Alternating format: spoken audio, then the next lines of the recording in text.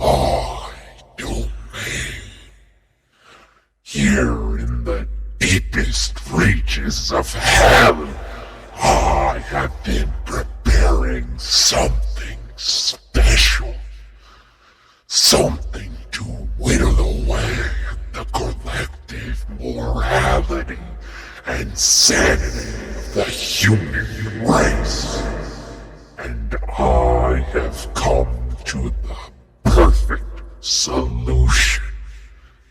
The unfortunate rat that you are about to watch is the pawn with which I will damn all of the human realm to perpetual misery.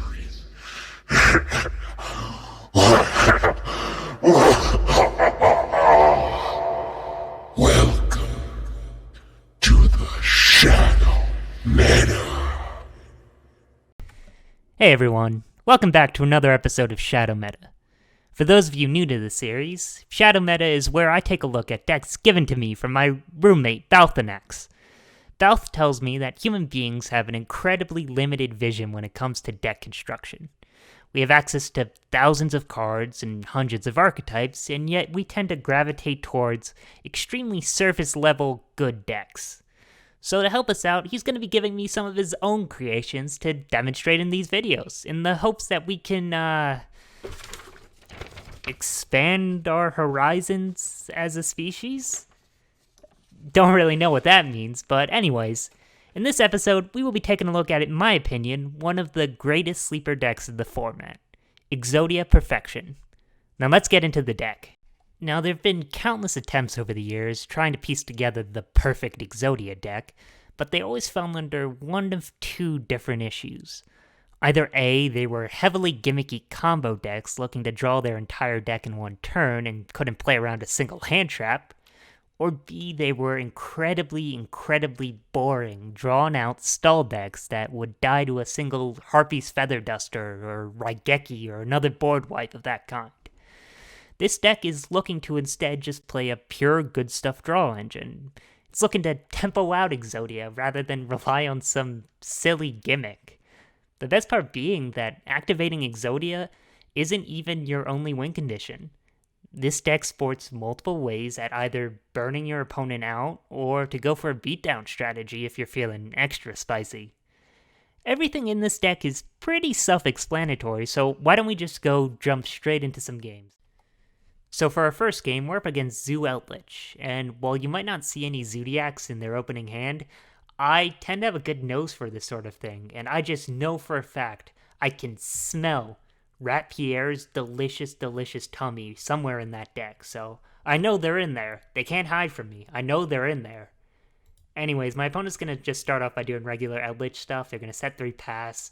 Then they're going to activate Scarlet Sanguine, get their Golden Lord, but it doesn't matter because I'm just going to draw heads. Cup of Ace is the most consistent card in the world. I don't know why more people aren't playing it. It's just Pot of Greed. So for our next opponent, we're up against Virtual World. Now, VW's in this really awkward spot at the moment. After VFD's ban, the deck really doesn't know what it wants to be anymore. Is it an Xyz Synchro spam deck? Is it a hand loop deck? Is it a Zombie World control deck? I don't know, but at the end of the day, I probably won't like it. Regardless of that fact, I've opened absolutely insane here. I have 4/5 of my entire combo right in the opener, so I'm about to pop off. Now, for this first turn, I'm going to do one of the most high-level plays you can play in this game. I'm going to Extrav for 1. I actually learned this from Patrick Hoban's book. Extrav for 1 is the most optimal play here because A, it preserves cards in your extra deck, and B, it plays around Ash Blossom. Your opponent's not going to Ash an upstart goblin, so why would they Ash Extrav for 1? So let's get into this. I'm going to banish the 3 cards, and there we go, baby! Easy as that. Extrav for 1 wins again every single game. Let's get into the next one. So in this next duel, we're actually going to be taking a look into the future, as we're up against next format's Tier 0 super threat, Skull Servants.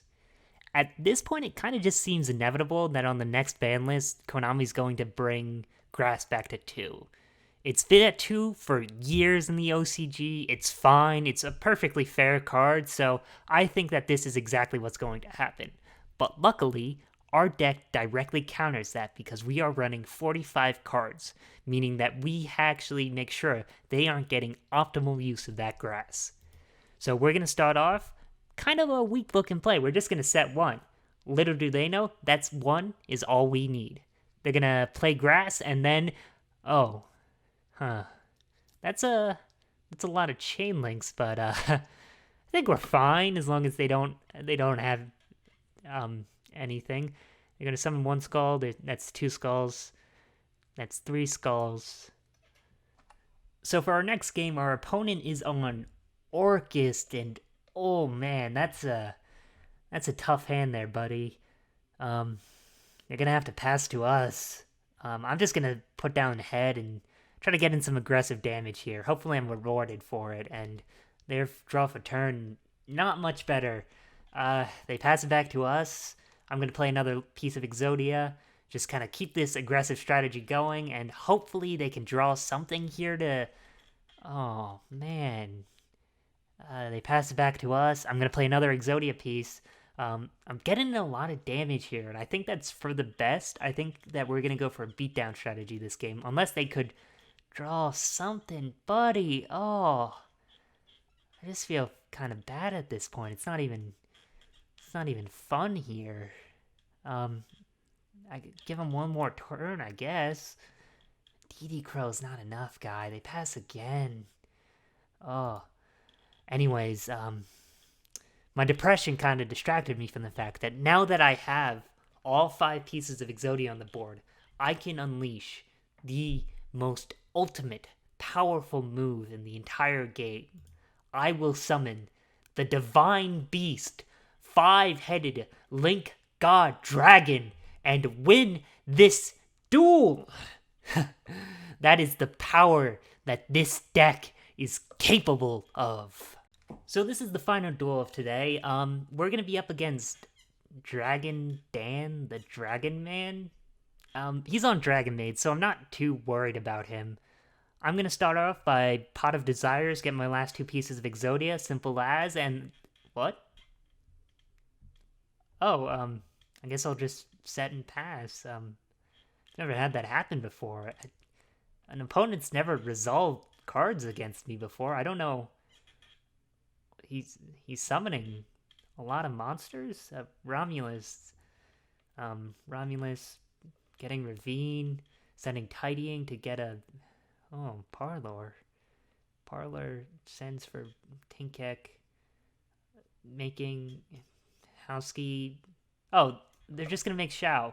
Oh, this is fine. I'm not even gonna waste my magic cylinder here. I'm gonna wait for something a bit bigger. Air Hummingbird, that's life points. That's gonna keep me in this game. So I think, oh man, they're summoning a lot of stuff. I'm gonna normal summon Air Hummingbird, try to activate. It's a, what? What's going on here? Okay, they're gonna house Tinkek. Oh man. They're gonna, what are they, bouncing cards, I guess. Wait, no. That's not fair. They can't do this to me. This is my no. How are they? What? Dragon Dan, no. They're gonna take me back to the flying chambers. Please, not the flying chambers. So anyways, that's the deck. Really impressed with this. It's incredibly powerful, incredibly consistent, incredibly versatile, incredibly comebackable. Any stat that you could give an archetype. Its only fault, though, is that it can't be Dragon Maid. So, yeah, I'm going to have to give it a 99.999 out of 100.